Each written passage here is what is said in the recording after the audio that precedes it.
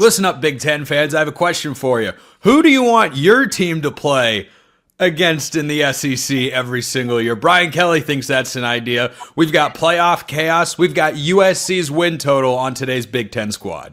You're talking ball with the Big Ten squad, sponsored by Game Time. From USC to Ohio State, from Michigan to Oregon, from Nebraska to Washington, it's the local experts of the Locked On Podcast Network bringing you scoops, breakdowns, and the most comprehensive preview of the upcoming Big Ten weekend. No hurt feelings and thin skin allowed. Squad up, you're part of the Big Ten squad. Happy Thursday, everybody. Welcome into this week's Locked On Big Ten Squad. I'm Spencer McLaughlin, your host. Mark Culkin of Locked On USC is here, and we'll be talking about his team to wrap today's show. Jacob Goins of Locked On Hoosiers. Ryan Herrings of Locked On Badgers is here, even though he doesn't have a banner. That is indeed what he does for a job, I can confirm. Jay Stevens of Locked On Buckeyes, Trent Condon, Locked On Hawkeyes, and Zach Anderson-Yoxheimer of Locked On UCLA. We are squatted up today, and Brian Kelly is just throwing crap at the wall and seeing what sticks. And he's saying the SEC could go to 9 games, which they should do, of course, like the rest of the industrialized world. They should stop playing Wofford, late in the season, and that goes for the ACC as well. And then Brian Kelly said, well, we should have a Big Ten matchup. We should have an annual team. So, Mark, everybody's going to get to chime in here. No Vanderbilts, okay? Just going to establish that. Alabama, though. No Vanderbilts, Zach. I know that's where you want to go. So, if you had to play an SEC team every year, Mark Culkin, where do you want to go? Well, last year USC took out LSU, so we've been down that road. They took out Texas A&M. They've been down that road. They've had some matchups with Texas in the past. USC's beat Auburn. They beat Arkansas. Georgia. USC remembers Alabama from not too long ago. So let's see what they have down between the hedges in Athens. Are you referring to the infamous we're ready to prowl coming out of the tunnel only to get your brains beat in? USC having a lead for about 27 minutes in that game, and then the wheels fell off. Was it 27 minutes or 27 seconds? It was close or to somewhere in between. Well, only scoring 3 points against an SEC powerhouse to begin the season. Look, there's no shame. That's all I will say. Jacob Cohen's Locked On Hoosiers. If you had to pick an SEC team to play every year, just going back and forth home and road, which I think is fun. Like I'm here for it, as the wannabe schedulings are in college football. Who do you want Indiana to play? Yeah, I think you got to eliminate Vanderbilt, yes, Mississippi State, Kentucky. Like, those games aren't any fun. Arkansas, if what's-his-name can't survive this year. I think it would be fun for Indiana to play Tennessee, just from a color standpoint. It would be Hoosier red and that nasty Tennessee orange, just because you can't get two things more opposite of those two. And, look, Tennessee's Indiana's on the rise, so I'll take Tennessee. Why not? Well, okay, a couple of thoughts. First of all, Indiana football throwing shade at Tennessee football. What world are we living in? Why not? I wonder that, Trent. A couple other thoughts that I had. Are you really picking the matchup here based on the primary color wheel we learned when we were 5? And secondly, did you forget that wheel? Because you just said red and orange couldn't be more different. Okay, but you've got Indiana red, you've got the Indiana red, and then whatever orange they call themselves orange in Tennessee. It's not a pretty orange by any means. And I just think the color contrast would be cool. Yeah, okay. Moving on. Indiana would win. Yeah. So. Well, maybe this year. I don't know about next year. Ryan Herrings, where would you want the Badgers to travel to? Maybe not Tuscaloosa? Yeah, we're going there this year, baby. Let's go. Honestly, I don't know. Nobody. Maybe that conference needs to win a title before they start trying to squawk about, coming up to play in the Big Ten country. It is really fun to see SEC, coaches and teams and programs start to get really, really kind of a little uneasy about the shift of the power. I kind of enjoy it low key. But if I got to pick a team from the second tier conference who is hasn't won a title in a couple years here, Give me Arkansas. We'll call it the Brett Bielema Bowl. Obviously, they kind of came in the middle of the night and swept him off his feet to go down there. And, give me Arkansas. That feels like another program that has a lot of, people that like good food and good beer, that's what Badger fans do. So, let's go Arkansas. Let's do a home and home there. That's like the greatest soundbite pitch for Wisconsin fans ever. We like good food and good beer. That's it. We'd like our football team to be good, but we only get that once every few years. Don't need a quarterback. Just give me some beer. Yeah. Jay Stevens, Locked On Buckeyes, where would you want Ohio State to go? I got a few places I would like the Buckeyes to go. One is to Gainesville, play Florida. Down to the Bayou, play LSU, Oklahoma, and give me Alabama. Why not just go there and just play those teams? It's a type of rotation. No, you're not going to play all 4 in one season. But I think all 4 of those schools – I'm being generous to Florida right now because they really haven't been on Ohio State's level in quite a long time. But I think it would be nice to go down there and play the Gators for once. Just for the record, Goins, for schools that would have cool contrasting colors, Florida's blue against Indiana's red. Those are different. Those are very, very different. I don't want to go to the swamp, and not because of Florida's team, just because, dude, it's hot down there, and the people are kind of crazy. I'm good.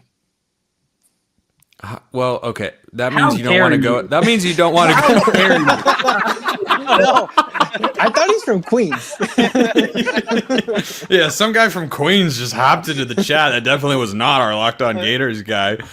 Trent, where would you send the Hawkeyes in the SEC if you had a choice? So we got a border rivalry with Missouri. Played them last year in a bowl game.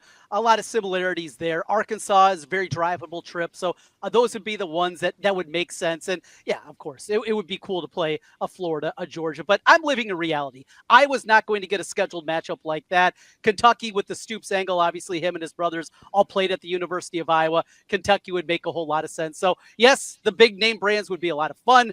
I like to live in reality. Missouri, Arkansas, Kentucky, probably the more likely ones.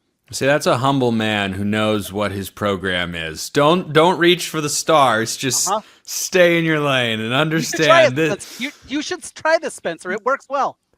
Well, I don't have a team. I am neutral arbiter of all things college football, of course. But anyway, Zach Henderson Yoxheimer, where would you send the Bruins? I mean, I've been to 3 SEC places. Been to LSU, been to A&M, been to Tennessee. Obviously, the easy answer this year would be Tennessee. Yeah. I would think the real answer, I think, would be spicy, but I think within the realm of possibility, Auburn. I think Auburn would be a respectable, unique choice. Wasn't that on the schedule at one point, Zach? Yeah, when it comes to all this scheduling for UCLA to cancel it, and they're going to probably throw it back on the schedule when the Big Ten SEC happens, that'd be pretty funny. They were supposed to play Auburn and Georgia, I think, coming up before they wanted to play Utah and, Cal. Never, by the way, speaking of UCLA and the SEC, never forget that wasn't LSU supposed to play you guys again a year, or was that Michigan that canceled? Michigan canceled. Yeah, Michigan. Yeah. Okay, that's all right. That's all right. Michigan lame. canceled. Okay, never mind. I got and that. And UCLA's beaten LSU, swept Tennessee. That's all I'm saying. Beat Texas A&M in one of the greatest college football comebacks. So when it comes to UCLA versus the SEC, not bad in recent years. That comeback was with Bruins legend Josh Rosen. Am I correct? Yeah, when it doesn't get louder, over 60,000 fans in College Station. That was his legendary quote the year before. So when they have clearly. What were you saying, Mark? No, I was going to say, I thought you were done. I was just going to interject something. Well, you're allowed to. You're allowed to. Good. In case Georgia turns USC down, this is a way to get Lane Kiffin back at USC. USC will miss the series. See, and this is why scheduling should be done on a short-term basis for these matchups. Imagine if you just scheduled a home and home, every year or every other year, I guess it would be. Because right now, if you were to start them in the odd years, you would, of course, have UCLA play Tennessee. Who isn't watching that game? You would, of course, have Ole Miss play USC. Who doesn't want to see that football game? Give me all of the coaching drama in non-conference games any place that we can get it, because good non-conference games are more fun for everybody, and they can help you make the college football playoff, which is going to look like, who knows? Who knows? We're talking about that next.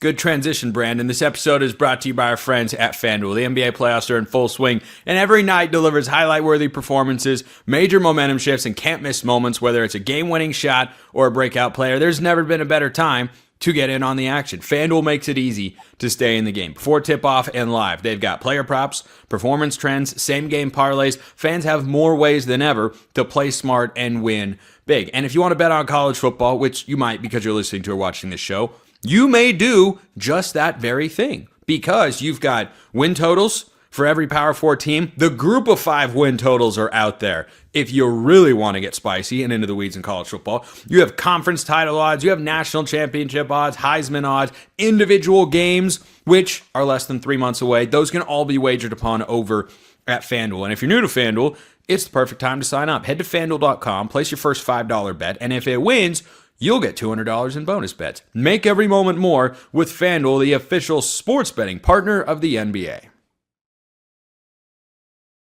All right, so Herrings, I do want to go to you first on this because you said something earlier that I too am enjoying, and that's that the SEC is, still really good, but they don't just dominate everybody. Haven't played in the national championship game in the last 2 years. Big Ten has, of course, won 2 in a row, and will be in a good position to win 3. I don't know if they will because maybe Texas gets in the fold, maybe Clemson puts himself in that conversation. But whatever happens with this new playoff, I just had the same reaction as you. Like, I just keep seeing the SEC kind of squirm. All the coaches and the commit, and Greg Sankey was so defensive the other day. He's like, whoa, what did I do, man? I mean, I'm just running college football. I'm not a bad guy. And we're like, okay, Greg, none of us believe you, but keep talking. Yeah, it's funny. Like, listen, his job is to stoop for the SEC, right? Just own it. Just own it. Just own that's what you're trying to do. But in the big picture, the idea that, we're going to have somebody left out, like, I'm sorry. You're going to have 4 teams guaranteed. If your top 4 teams aren't going to make the title, your 5th team's not going to either. It just, suck it up, man. Your last 2 years, this has shifted a little bit. And if you follow the money, which generally means a lot in any type of sport, the Big Ten is $100 million up on the the Big Ten is $100 million up on the SEC. And that revenue gap is probably going to continue growing. So there is a bit of a shift here. The SEC is uncomfortable with it. That's what happens when the bully gets knocked off the pulpit, and the Big Ten is the new powerhouse in town right now. And they are a little uncomfortable with it, and I got to tell you, I kind of love it. Yeah, I'm with you there. Everybody can pay players, and it's starting to level the field. Speaking of paying players, Mark, over there at USC, your thoughts on the potential changes that are arriving at the playoff? I was going to ask you, do you have anybody left in your class? I don't have a class personally. You see all this? I've got some college football stuff. There's Walt and Mickey, of course, and then some Mariners bobbleheads. So, neutral arbiter of college football. Which bobbleheads though? Felix Hernandez is up there. Griffey is up there. I think Edgar's up there. I think Ichiro's up there 2 or 3 times, and I think there's a Richie Sexton bobblehead in there as well. But no Oregon National Championship. Okay, we're good. Nice. Okay, that was unnecessary. But anyway, Mark, my question to you was about all these proposed changes or formats or what could happen with the playoff. We have 4-4-3-3-1-1, 4-4-2-2-1. We have 5-11. I don't know. What do you make of this? Yeah, that 5-11 one kind of made me chuckle a little bit. If the SEC can't get their way, they're going to make their own way. So they're talking about, look how many teams we got into the baseball tournament. Look how many teams we got in the basketball tournament. And it's like, so what? Play a better schedule, and then maybe we'll talk about your proposal. I'm for it. Give me the 4 automatic berths in the SEC and in the big conference. Everything else, let's just go from there. Play your 9 conference games. Shut up. Put on your big boy pants. USC, Oregon, Washington, UCLA, we've been doing this for years. 9 conference games is not that big a deal, folks. And you can play Notre Dame in the same season. It actually happens. I think that's one potential benefit of this expanded playoff. I find the whole thing repulsive, of course, but we might get there, Goins, and that would be better for college football, right? If Alabama's not playing Mercer before they play Auburn every year. I mean, yeah, just take those types of games out. And I understand the argument of, well, those types of teams that, the Mercers or, a South Alabama or whatever the case may be, those teams have to have those games to make the money to fund their program to stay alive. I get that. But man, we're in a different era. We're moving out of that to where it's not the responsibility of Power 4 schools to fund the smaller schools. How do you fund those? I don't know. I haven't thought that far ahead, and I'm not smart enough to figure that out. But you've got to find a way to make it as equal as possible for those at the top, which is the SEC, the Big Ten, and the other power conferences. Make it as even as possible until you get to the postseason. However many teams you get in there, awesome, and then see what happens. But the Big Ten just needs to do their best to attach the hit to the SEC in terms of however many they get in, we got to get in there too. Yeah, it seems like they're going to do that. I don't know what's going on with your audio there, Goins, but hopefully it gets figured out for everybody's sake. They weren't scheduling Mercer and the Citadel and Wolford because they wanted to make sure those programs survived. Yeah. That was probably way down on their list of, let's schedule those guys. Well, I don't think that those games don't have to go away. They just need to not be played at the end of the season because you are not playing another conference game. That's my whole, I think, everybody's point. Play 9 conference games, get 2 byes.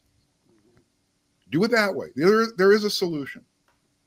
All right, Jay, I'll throw this to you. 4 auto bids for the Big Ten, 4 for the SEC, or 1 for each. And I personally, I'd go for 5 auto bids for the conference champs and 11 at large. I know some people are anti-committee influence. I'm not. I'm pro-committee, man.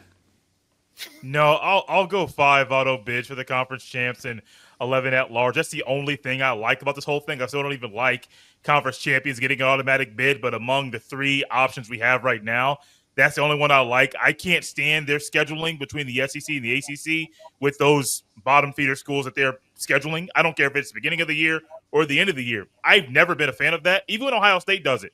I get why Ohio State schedules Youngstown State.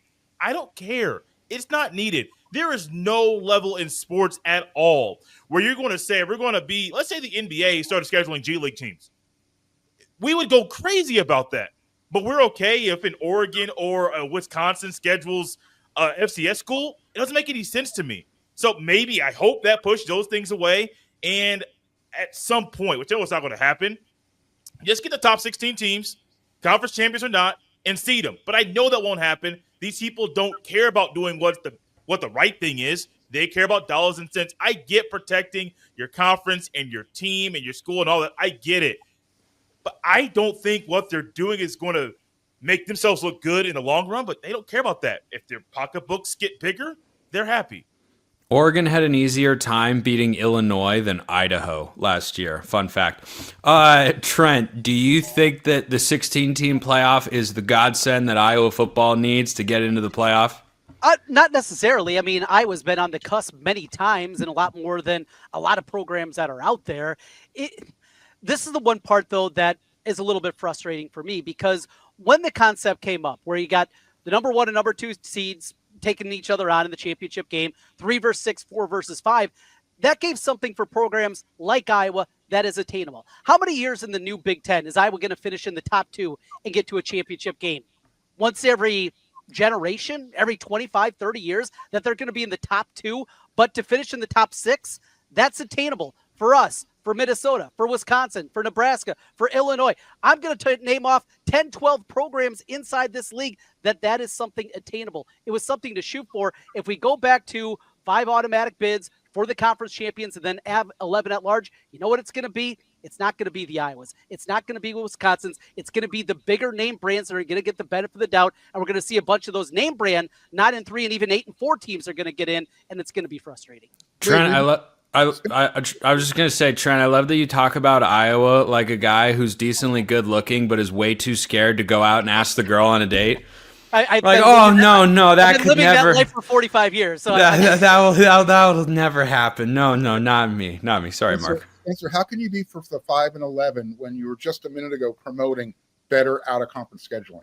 I think the 5 and 11 promotes scheduling down to get those, 11 available bids. Well, if I had my way in college football, teams wouldn't actually get to choose their own schedules. Yeah. You would have a rotation of conferences that would match up against each other in the non-conference. Your one would play your one, your two would play your two from the prior year, and so on and so on. And when there are extras and the numbers don't match up, you just kind of figure it out. That's what I'd like to do. But to answer your question, because it's not a world we're going to live in, the answer there is that you are, as a team, have to give the committee a reason to like you, to vote for you. And if you are, and by the way, we've talked about the Big Ten and SEC, but we haven't mentioned the ACC and the Big 12, for instance, which have plenty of good teams and plenty of quality programs that can boost your resume year in and year out. Imagine if you had Arizona State on the schedule last year. Going into the year, it doesn't look like a lot. Suddenly they're the conference champ, and if you had a non-conference win over them, you'd be able to hold that up to the committee and go,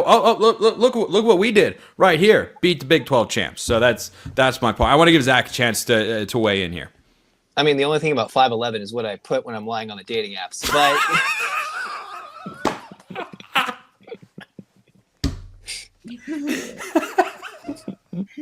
That's good.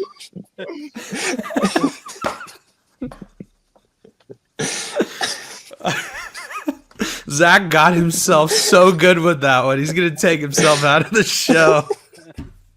There's no better moment on squad shows than when people bring their own personal trauma to center stage.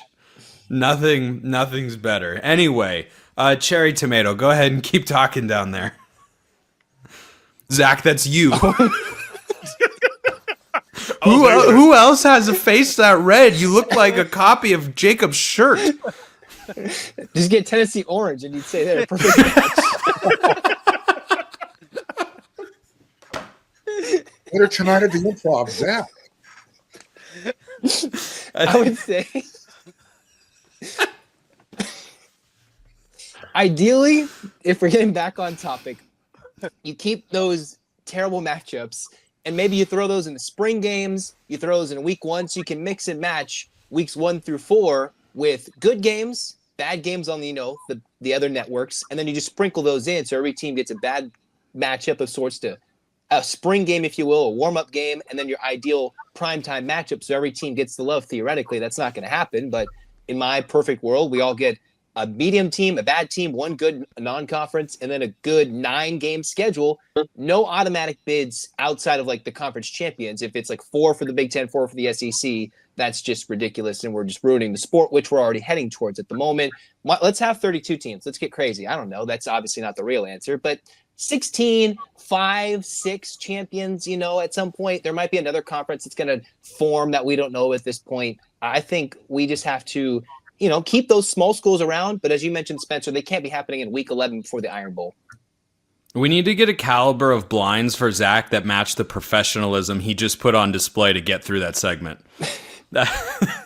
Make it happen, Locked On. Just let it know we're asking. I tell you what, we're asking next. How many games does USC win? Mark's going to have a field day, and the rest of us are going to dunk on him, I hope.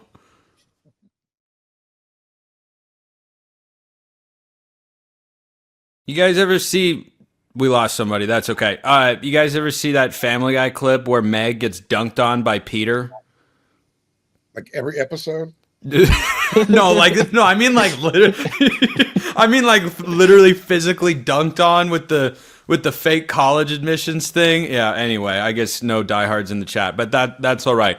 Mark, we'll start with you. USC off a thrilling 7-6 season last year. Was it 7-6 or was it bookended with an SEC win and an SEC. Right. SEC win sandwiched on the end, but hey, it just means more. There's Goins. He's back now. 7.5 the win total for USC. For those listening who don't have USC schedule memorized, they start with Georgia Southern. Correct me if I'm wrong, Mark. They start with Missouri State. Sorry, they start with Missouri State, then they play Georgia Southern, and correct me, thank you. Correct me if I'm wrong, that is the return to Los Angeles for Clay Helton? Oh, man. Yep. Team's going to be fired up in week 2. So USC starting 1-1. Then they go at Purdue, host Michigan State, at Illinois, host Michigan, at Notre Dame, maybe for the last time, at Nebraska, host Northwestern, host Iowa, at Oregon, and hosting UCLA. 7.5 is their win total, according to our friends at FanDuel. Mark, over or under? Oh, it's over. It has to be over, or else The Lincoln Riley era, or what? could be if it's not. eight would be, for me, would be the bottom. I mean, that's the worst he could possibly do this year and get any sort of quarter from me where I can say, go stand over there and we'll talk. But right now I'm really, really, really disappointed in you. This team has to be a 9-10 win season. There's just nothing to say about it. You're going into year 4. He's had enough time to work with recruiting, to work with the transfer portal. He's got the staff in place. He's been able to transition from Swiss cheese defense to it's a pretty good defense. Pepper Jack. There you go. Zach is on a roll tonight, man. So you're going into year 2 with Danton Lynn, and Zach knows how good of a coach Danton Lynn is, right? So you brought in a Rob Ryan as a linebacker coach. You've got the continuity going besides. I can't believe those guys are still coaching. Rob Ryan? No, just the Ryans in general. I thought they were done coaching like 8 years ago. Sorry. They do really well wherever they go, so that's what we're hoping. It continues as long as he's still alive. But Lincoln Riley has actually transitioned to becoming a more balanced coach. He's got a defense he can lean on now. I can't imagine he's going to go 2 years in a row with a pedestrian offense. So if he can get the offense now to catch up to defense, there's 2 games on the schedule. It's at Notre Dame. It's in Eugene. It's at Oregon. Those are the 2 games that you're saying, all right, if USC can win everything else, they're 10-2. My trap game is the Michigan State game, just because it's that home game, go on the road to what's supposed to be a good Illinois team. So it's that Michigan State, Illinois, and then you've got, again, Notre Dame, Oregon. Everything else on that schedule, if USC doesn't win, it's a bad year. The road schedule is kind of brutal. At Illinois, at Notre Dame, at Nebraska, at Oregon. Yee. I mean, I've seen better. So Mark's going over. Herring 7.5 for the Trojans. Over under. Yeah, I think it's over, although I don't think it's going to get to the 9 or 10 that Mark is kind of trying to get there. You know, there's some tough games still. You know, Michigan coming in isn't going to be easy. Iowa coming in isn't going to be easy. Iowa can turn games into ugly. Oh, come on. How hard can Iowa really be? Ugly affairs. I mean, didn't USC have the best punter last year, though? Right? USC had the best punters, so let's get it might be a battle of the punters. Yeah, USC lost how many games in the 4th quarter? I mean, they were close. A bunch. Yeah, and listen, I love Lynn. I think much like James Franklin has demonstrated at Penn State, sometimes the biggest thing you can do as a head coach is make the right coordinator hire, like he did with Koldalnicki on offense. I think Lynn is a home run for them. You saw it immediately in year 1. Because of that, I have them hitting the over. But I actually got some questions on offense. At quarterback on the offensive line, I think Iowa and Michigan can both give them troubles. I like their receivers, but I'm going to put it at 8. I think it's over. I don't think it's more than 8, though. And that's not going to get people off of Riley's case if it's 8 wins this year. Zach, I'm going to let you go last so you can save all the takes and react to everything in your most prepared fashion. Trent, you unnecessarily took shade from me for no particular reason, so I'll let you chime in here. You go to Los Angeles. It's not exactly known as the most hostile environment to go to, but it's a road game where you're traveling 2 time zones, and that's not easy.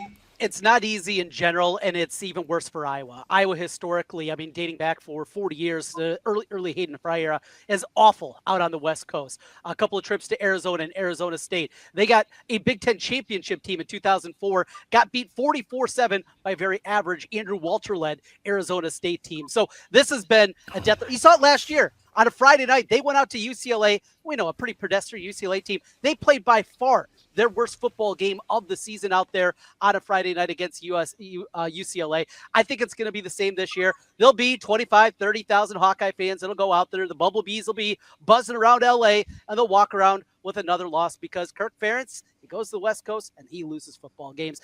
The over-under 8-4. And the thing I like about the USC schedule, I think that has them maybe a chance to be better. two tricky spots. That Michigan game, another team, by the way, historically really struggles on the left coast. You get a bye week before that. And then that road trip to Lincoln, a bye week before that. Schedule makers worked out, I think, pretty well for USC. Jay, your pick on the Trojans here, 7.5. I'm going with 8. And it was one thing I was all the show. I've been thinking about under. I've redone my notes here on my notepad. And I think 8's where it's going to be, 8-4. For them to get 9 and 10, 9 or 10 wins, they're going to have to do some things that even the coaches would think would be otherworldly.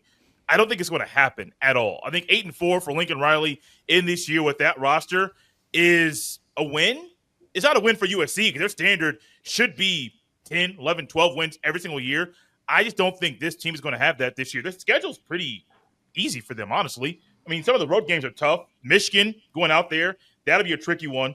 I'm going 8-4. I'm being, I think, nice to them right now. Maybe not. They host Michigan, by the way. But Correct. I'm with you that the road games, I mean, Purdue is in there, and Goins has plenty of thoughts on what, that trip will be. But hey, Barry Odom will be looking for that signature year one win to ignite hope into the fan base there. So, Goins, everybody has gone over so far, 7.5 for USC. Are you taking the first under?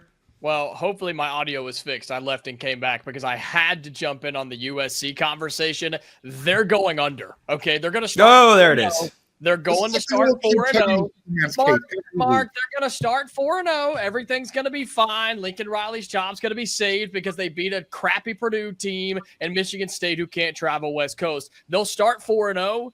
They'll then lose 4 straight. They will lose 4 straight games to Illinois, Michigan, Notre Dame, and Nebraska. 3 of those are on the road. Michigan out west will be a very fascinating game. You have a good chance to beat Northwestern because they're terrible. Iowa, talk-up game. UCLA, I didn't mean it that way. UCLA, you're going to get that game, but you're not going to win in Eugene. I have them going 7-5, and maybe USC can move on from this dumpster fire that has been Lincoln Riley and find a coach that can win out there. They're going. Mark's face is starting to boil. Like I said, Clark Kent, Jimmy. It's go away, kid. You're bugging me. That's what I think. 7-5. You're just mad because your team's going 7-5, Mark. It's okay. All right, Zach. The stage has been set for you. Is UCLA going to beat USC when they shouldn't again? Oh, hello. I mean, I would say obviously that the battle for the victory bell is much tougher than much people give it credit for. The big thing is, I remember Mark, when we did the UCLA win total, he said UCLA was going to win 4 in a row and then lose their next 8. Well, USC will start off 4-0.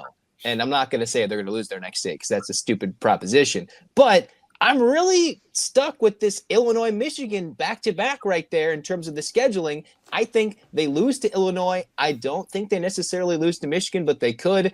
The last ever game at Notre Dame for a while, of course, joke hopefully intended there. Going to Nebraska back-to-back, those aren't easy trips. I know Notre Dame's still searching quarterback-wise, but they're coming off a strong season. Nebraska's under year 2 of Dylan Raiola. You got a whole bunch of tough games on the road. And to just say UCLA is an easy win at the end of the year, if USC is faded, that would be a big win for UCLA, who's won the last couple of times in the Coliseum. I, of course, have to lay my foot down and say they're going under. But it's definitely on the line between the 7 to 8. They got the 7.5 total right, but they're going under. Sorry, Mark. Well, look at that. We've got 2 unders. That's what listing 511 on the dating apps will get you. I will take them just ever so slightly over, just with the law of averages, because you lose so many close games last year. Statistically, that's not going to happen again. So, and I think D'Anton Lynn is really good. So I'll be like, I won't make an official prediction, but I'll go over 7.5, but definitely under 10 wins. So I think we wrap it there for the week. Mark Culkin locked on USC. Ryan Herring's locked on Badgers. Zach Anderson Yoxheimer locked on UCLA. Jacob Goins locked on Hoosiers. Jay Stevens locked on Buckeyes. And Trent Condon locked on Hawkeyes. I'm Spencer McLaughlin, locked on all over the place. We'll see you next time on the Big Ten Squad, and hope you have a wonderful rest of your day.